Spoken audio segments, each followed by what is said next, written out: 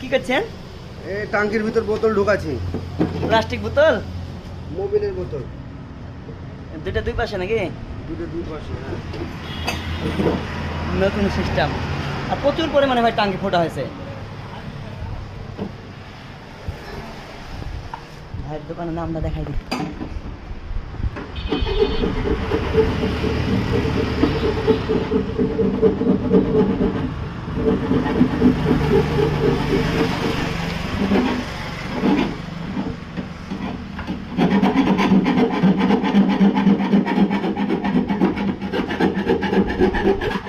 এ ভাই টাঙ্কি নাকি ভাই?